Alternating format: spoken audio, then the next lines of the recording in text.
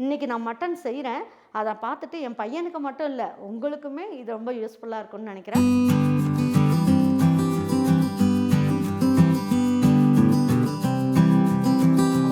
ஒரு பொண்ணு பார்த்தேன். அவங்க பார்த்துட்டு, அம்மா நீங்கள் ஈரோடு அம்மாச்சி சமையல் தானே அப்படின்னு சொல்லி சொன்னாங்க. எனக்கு ரொம்ப சந்தோஷமாக இருந்துச்சு.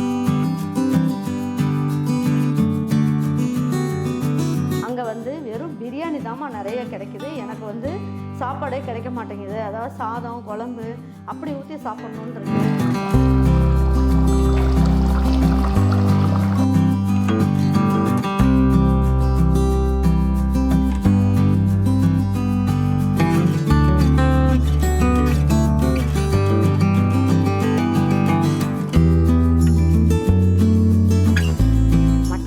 சாப்பிட்டு பார்க்குறேன் பாருங்கள், நல்லா சாஃப்டாக சூப்பராக வந்திருக்கு.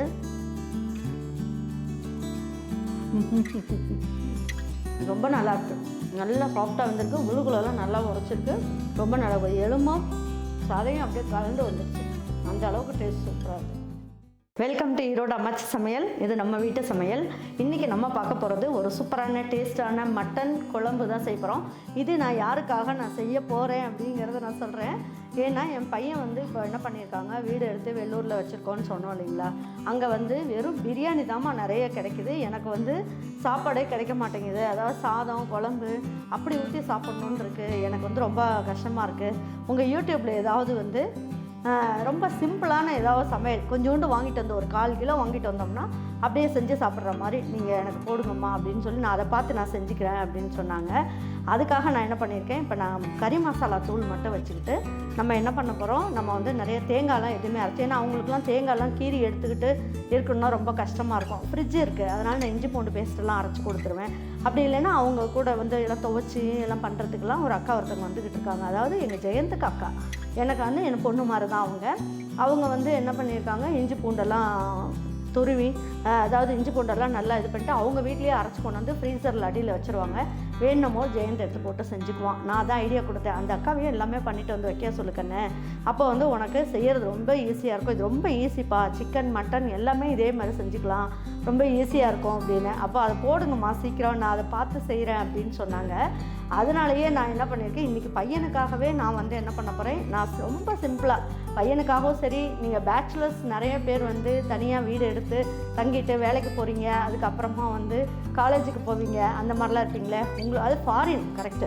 இதை கண்டிப்பாக சொல்லணும். பையன் வந்து சைனாவில் படிச்சுட்டு இருந்தான். அப்போ வந்து எனக்கு அப்போல்லாம் நான் யூடியூப் ஆரம்பிக்கலை. நான் ஆரம்பிச்சிருந்தேன்னா இதை எடுத்து அப்படியே லிங்க் எடுத்து அனுப்பிச்சி விட்ருந்தா பையன் வந்து எடுத்து நல்லா செஞ்சு சாப்பிட்ருப்பாங்க. அப்போ நான் வந்து சொல்லுவேன், அவன் வந்து வீடியோ காலில் வருவாங்க, இப்போ இதை போடு அப்படின்ற மாதிரி சொல்லுவேன். இப்போ நான் பண்ணுறது வந்து அப்ராடில் படிச்சுட்டு இருக்க பிள்ளைங்களுக்குமே வந்து நிறைய பேர் வந்து எனக்கு ரொம்ப யூஸ்ஃபுல்லாக இருக்குமா அப்படின்னு சொல்லியிருக்காங்க.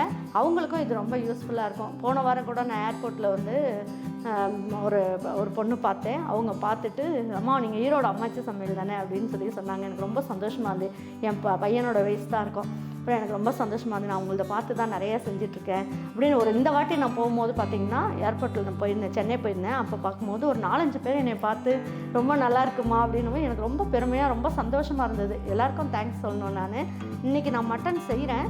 அதை பார்த்துட்டு என் பையனுக்கு மட்டும் இல்லை, உங்களுக்குமே இது ரொம்ப யூஸ்ஃபுல்லாக இருக்கும்னு நினைக்கிறேன். ரொம்ப சிம்பிளாக செஞ்சிடலாம். வாங்க இது எப்படி செய்வோன்றதை வீடியோக்குள்ளே போய் உங்களுக்கு பேசிக்கிட்டே நான் சொல்லிடுறேன். பாருங்கள், இதுக்கு 1 கிலோ மட்டன்.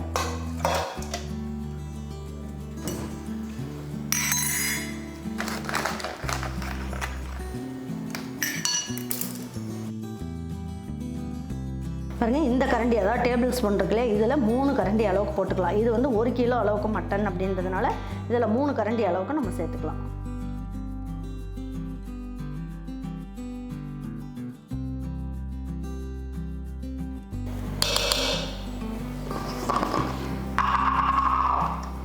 இதில் வந்து தேவையான அளவுக்கு உப்பு சேர்த்துக்கோங்க.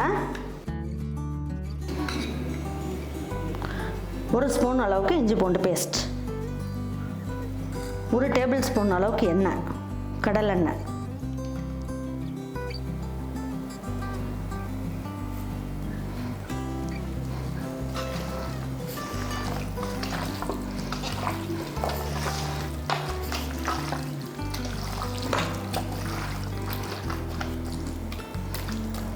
இது ஒரு 5 நிமிஷம் அப்படியே இருக்கட்டும். 2 டேபிள் ஸ்பூன் அளவுக்கு கடலெண்ணெய் ஊற்றிக்கலாம்.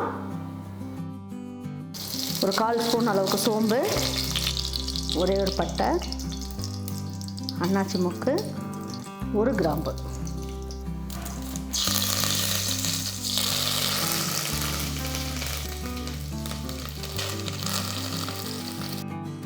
இதுலேயே 2 கைப்பிடி அளவுக்கு சின்ன வெங்காயம்.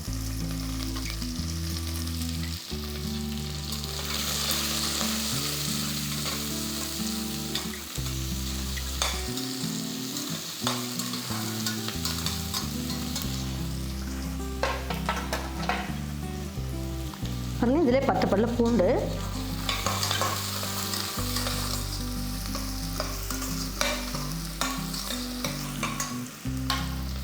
ஒரு தக்காளி கட் பண்ணி வச்சுருக்கேன். இந்த ஒரு தக்காளி மட்டும் பொடியாக கட் பண்ணியிருக்கேன். இதை அப்படியே போட்டுக்கலாம்.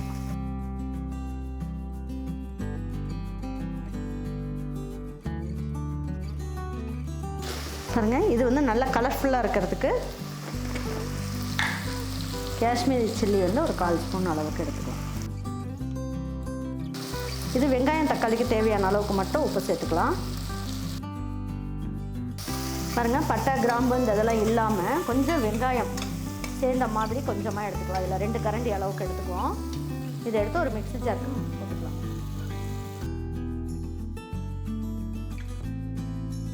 தேங்காய்லாம் எதுவும் சேர்க்க வேண்டாம். இதை பல்ஸில் போட்டு கொஞ்சமாக தண்ணி ஊற்றி நல்லா நைஸாக அரைச்சா மட்டும் போதும்.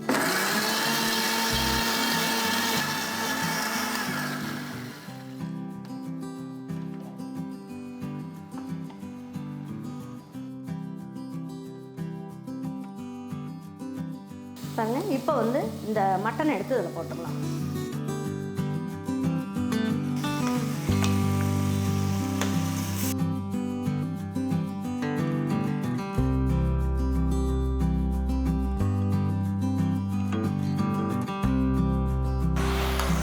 இதெல்லாம் மசாலாலாம் நல்லா அரைஞ்சிட்ருக்கோம். அதாவது இந்த மசாலாலாம் பச்சை வாசம் போக கொஞ்சம் நல்லா கலந்து விடணும். சரிங்களா? அப்படி கலந்து விட்டிங்கன்னா தான் உங்களுக்கு வந்து இந்த பச்சை வாசம் இல்லாமல் நல்லாயிருக்கும்.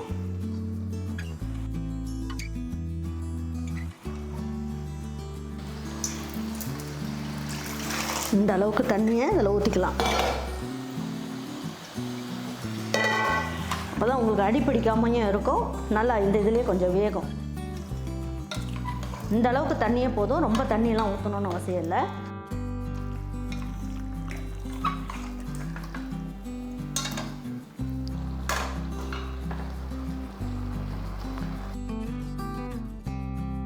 இந்த மசாலையும் இதிலே ஊற்றிடலாம். இதில் தேங்காயெலாம் ஒன்றும் கிடையாது. இந்த வெங்காயம் தக்காளி வதக்கணும் இல்லையா, அதுதான். எதுக்காகனா இந்த கிரேவி வர்றதுக்காக நம்ம இந்த மாதிரி ஊற்றுறோம்.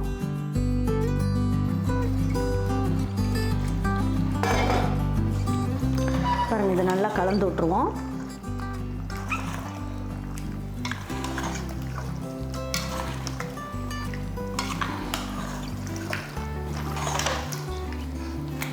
பாருங்கள், இந்த தண்ணியும் இதில் ஊற்றிடலாம்.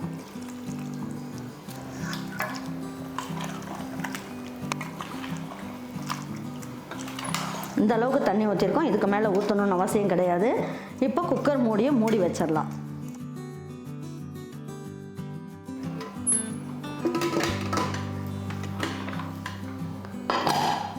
5 விசில் வரட்டும். 5 விசில் வந்ததுக்கப்புறம் 3 நிமிஷம் ஸ்லோ ஃப்ளேமில் வச்சுட்டு எப்படி இருக்குன்னு பார்ப்போம். ரொம்ப சிம்பிளாக செஞ்சிடலாம்.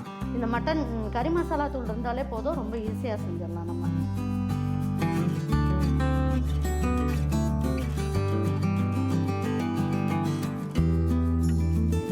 பாருங்க, எடுத்து பார்ப்போம்.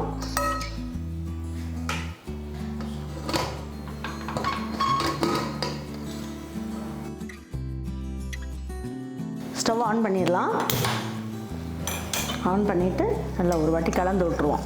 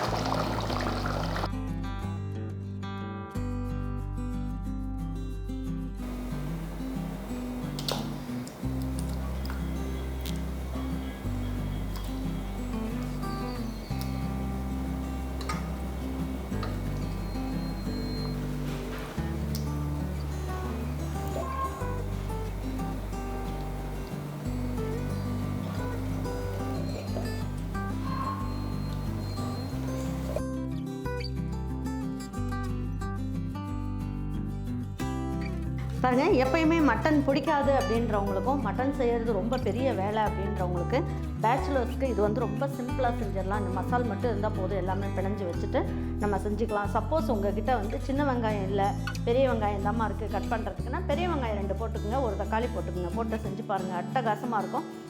இதோட சுவையில் நீங்கள் மயங்கிடுவீங்க. அந்த அளவுக்கு மட்டன் வந்து நல்லா ஜம்முன்னு நல்லா உள்ளுக்குள்ளெல்லாம் மசால் நல்லா உரைச்சி நல்லாயிருக்கு.